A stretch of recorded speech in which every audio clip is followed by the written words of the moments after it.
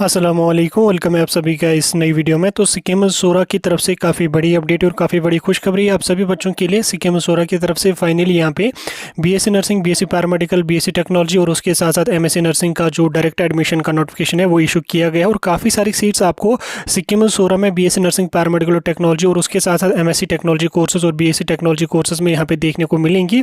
काफ़ी सारी सीटें अभी भी वैकेंट है, उसी के बारे में आपके साथ इस वीडियो में मैं आपके साथ डिटेल में बात करने वाला हूँ। इस नोटिफिकेशन को सारी चीज़ें, इस नोटिफिकेशन में जो इंपॉर्टेंट चीज़ें वो सभी समझाऊंगा।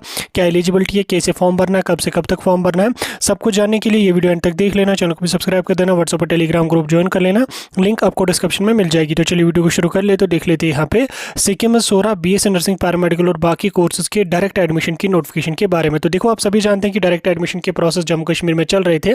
मैक्सिमम कॉलेजेस ने अपना एडमिशन का प्रोसेस कंप्लीट किया, लेकिन सिक्किम सोरा की तरफ से कोई भी एडमिशन का नोटिफिकेशन इशू नहीं किया गया था। मैंने आपको पहले भी बोला था कि सीटें अगर वैकेंट होंगी तो एडमिशन नोटिफिकेशन आपका इशू किया जाएगा, अगर सीटें वैकेंट नहीं होंगी तो नोटिफिकेशन नहीं आ जाएगा। फिलहाल के लिए यहाँ पे काफ़ी सारी सीटें वैकेंट है, तो उसका यहाँ पे इन्होंने नोटिफिकेशन इशू किया है। आप यहाँ पे देख सकते हैं सिक्किम सोरा की ऑफिशियल वेबसाइट पे ये नोट्स आपको देखने को मिल रहा होगा। आप यहाँ पे देख सकते हैं subject filling of left over seats of BSc nursing, BSc MSc nursing and BSc MSc technology courses at and उसके साथ साथ एमआरटी कोर्सेज एट सिक्किम सोरा। ठीक है, आप यहाँ पे नीचे आके हम सीट्स के बारे में देखेंगे कि कौन कौन सी सीट्स यहाँ पे वैकेंट है। अगर मैं बीएससी नर्सिंग की बात करूँ, मदर मेहरबान में हमारे पास 3 सीट्स हैं ओपन मेरिट के लिए। इसमें रिजर्व कैटेगरी के कैंडिडेट्स भी अप्लाई कर सकते हैं, लेकिन उनका कैटेगरी का कोई भी फायदा नहीं मिलने वाला, उनको एज एन ओपन मेरिट ही ट्रीट किया जाएगा। तो 3 सीटें ओपन मेरिट के लिए, अगर आपके पास कोई कैटेगरी भी है तो भी आप इसके लिए अप्लाई कर सकते हैं, कोई मसला नहीं है, लेकिन आपकी कैटेगरी कंसिडर नहीं की जाएगी। तो इसका जो सिलेक्शन रहेगा वो जिस हिसाब से जेके नर्सिंग काउंसिल ने ऑलरेडी बोला है उसी के हिसाब से रहेगा। यानी कि इसमें एलिजिबिलिटी के क्राइटेरिया में आप लोगों का जो है वो बोपी का एग्जाम दिया हुआ होना चाहिए, उसके बाद आप यहाँ पे बीएससी नर्सिंग में जा सकते हो। और सिलेक्शन आपको जो है वो बोपी के स्कोर के बेस पे यहाँ पे आपको की जाएगी। जितना आपका स्कोर होगा, जैसा आपका स्कोर होगा, उसी के अकॉर्डिंग आपको यहाँ पे मेरिट इसमें बनने वाला है। नेक्स्ट अगर हम बात करेंगे, नेक्स्ट हमारे पास यहाँ पे BSc anaesthesia, critical care and operation theatre technology, इसकी यहाँ पे 3 सीटें वैकेंट और तीनों यहाँ पे ओपन मेरिट के लिए है। इसमें भी कैटेगरी के बच्चे भी अप्लाई कर सकते हैं, उसका कोई मसला नहीं है। नेक्स्ट यहाँ पे हमारे पास बीएससी एमएलटी है।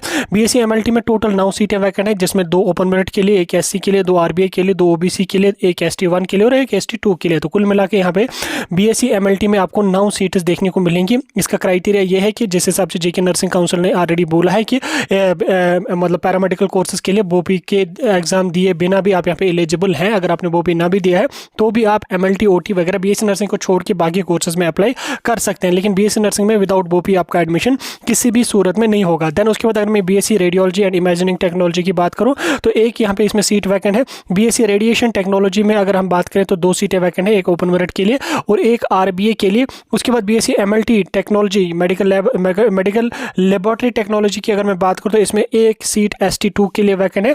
और उसके बाद यहाँ पे अगर हम बात करें एमआरटी कोर्स की, मेडिकल रिकॉर्ड टेक्नीशियन की, ये आपका 1 साल का डिप्लोमा कोर्स है, 12th के बेस पे ये करवाया जाता है। इसमें आर्ट्स वाले बच्चे भी एलिजिबल है, मेडिकल वाले बच्चे भी एलिजिबल है और बाकी स्ट्रीम्स वाले बच्चे भी एमआरटी कोर्स के लिए एलिजिबल होते हैं। मेडिकल रिकॉर्ड टेक्नीशियन का जो कोर्स है 1 साल इस कोर्स का ड्यूरेशन है। इसमें अभी काफ़ी सारी सीट्स, लगभग 9 सीटें वैकेंट है, जिसमें 3 ओपन मेरिट के लिए, 2 ईडब्ल्यूएस के लिए, 1 एसटी 1 के लिए, 1 कारगिल लेह के लिए और 1 एलसीआईबी के लिए और 1 ओबीसी के लिए यहाँ पे आपकी वैकेंट यहाँ पे रहने वाली है। ठीक, तो कुल मिला के आपको 9 सीट्स यहाँ पे भी देखने को मिलेंगे। इसके बाद अगर हम बाकी में एमएससी कोर्सेज की बात करें तो एमएससी कोर्सेज का जो आपका एमएससी कम्युनिटी हेल्थ नर्सिंग की आपको 1 सीट वैकेंट है। एमएससी न्यूनेटल साइंस टेक्नोलॉजी में आपको 1 सीट वैकेंट है। ठीक, एनी कैटेगरी किसी में भी यहाँ पे जा सकते हैं। रेडियोलॉजी एंड डायग्नोसिस टेक्नोलॉजी में आपको 1 आरबीआई की सीट वैकेंट है। ठीक, तो इनमें भी आपका जो है वो बीएससी के स्कोर के बेस पे यहाँ पे रैंक बनेगा।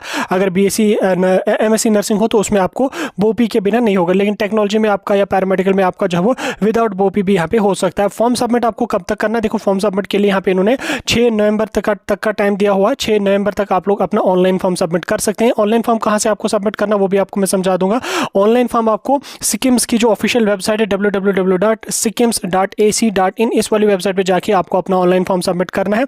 याद रखना, मैं एक चीज़ रिपीट कर रहा हूँ, मेरे एग्जाम्स चल रहे हैं, प्लीज़ और प्लीज़ मुझे बार बार कॉल्स और मैसेजेस ना करें कि मुझे यहाँ पे ऐसा इशू है, इसमें ये डॉक्यूमेंट लगेगा या वो डॉक्यूमेंट लगेगा। मैं वीडियो में आपको सारी चीज़ें समझा रहा हूँ, मुझे टाइम नहीं मिल रहा है रिप्लाई करने का, तो उसके लिए दिल से सॉरी। थोड़ा सा आप लोग भी कोऑपरेट करिए। तो बाकी आप अगर आपको फॉर्म भरना है तो आप किसी ऑनलाइन वाले के पास चले जाइए और फॉर्म वहाँ से भरवा लीजिए, नहीं तो खुद भी भर सकते हैं, कोई इशू उसमें नहीं है। ठीक, फॉर्म सबमिट करने के लिए आपको कुछ डॉक्यूमेंट्स भी लगेंगे, जिसमें आपको यहाँ पे पर्सनल जो डॉक्यूमेंट्स में आपका क्या क्या डॉक्यूमेंट लगेगा, इसमें आपका 10th का मार्क्स कार्ड लगेगा, फ़ोन नंबर, ईमेल आईडी लगेगी, उसके बाद डोमिसाइल सर्टिफिकेट सर्टिफिकेट आपको लगेगी, आधार कार्ड आपको लगता है, तो ये चीज़ें लगती हैं जिसमें आपको पहले पर्सनल डिटेल्स डालनी पड़ेंगी फॉर्म में, एकेडमिक डिटेल्स डालनी पड़ेंगी, बोपी की डिटेल्स अगर दी हैं तो वो डालनी पड़ेगी, एडमिशन आपको किस में करना है वो सिलेक्ट करना है, देन उसके बाद आपको डॉक्यूमेंट्स अपलोड करने हैं, देन उसके बाद आपने फ़ी पे करनी है। ठीक, और फ़ी पे जो आपकी रहेगी वो यहाँ पे 1000 रहेगी, जो कि बहुत ज़्यादा है। 1000 जो वो बहुत ज़्यादा फ़ी है। यहाँ पे इन्होंने बाकी कॉलेजेस में 100-200 फ़ी है, लेकिन यहाँ पे इन्होंने 1000 रखा। ठीक, आप यहाँ पे पढ़ भी सकते हैं, preview and submit make the payment of 1000 rupees non refundable. ठीक, before clicking and submitting make the payment and again fill all the details correctly. ठीक, तो यहाँ पे इन्होंने 1000 रखा, जो कि बिल्कुल बिल्कुल गलत है, क्योंकि इसमें कट ऑफ तो काफ़ी हाई जाएगा ही जाएगा। तो 1000 ना ही इनको कोई एग्जाम लेना है। अगर एग्जाम अपना लेना होता कोई, तो फिर अगर 1000 होती तो हम मान के चलते कि पेपर बनाने में या एग्जाम हॉल्स को अरेंज करने में इनको पैसा लगता है, लेकिन यहाँ पे इनको कुछ भी नहीं करना है। सीटें 10-15 हैं, उनमें बच्चे फॉर्म भरेंगे, मेरिट देखेंगे और लिस्ट बना लेंगे, लेकिन फिर भी इन्होंने यहाँ पे 1000 इसमें यहाँ पे फ़ी रखी है, जो कि बहुत ज़्यादा मुझे यहाँ पे लग रही है। मुझे क्या मतलब, बहुत ज़्यादा यहाँ पे है।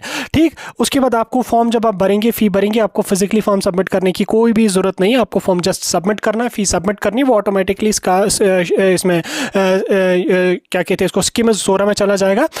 एकेडमिक सेक्शन से आपका मेरिट लिस्ट बनेगा, जिस हिसाब से आपका एलिजिबिलिटी का क्राइटेरिया होगा। फिलहाल के लिए ये मैंने आपको सारी चीज़ें समझा दी, तो जल्दी से जाइए अपना फॉर्म भरिए। और एमएससी नर्सिंग के जो बच्चे हैं उनको भी यहाँ पे 6 नवंबर तक ही अपना फॉर्म भरना है। 6 नवंबर से पहले फॉर्म भरने की कोशिश कर लेना। आज 1 नवंबर है, आपके पास 6 दिन का टाइम है, आराम से भर लो, मज़े से भर लो। कहीं पर कोई दिक्कत हो जाएगी तो आप हमें पूछ सकते हैं, नहीं तो बेहतर है ऑनलाइन वाले के पास जाके अपना फॉर्म सबमिट करवा लीजिए।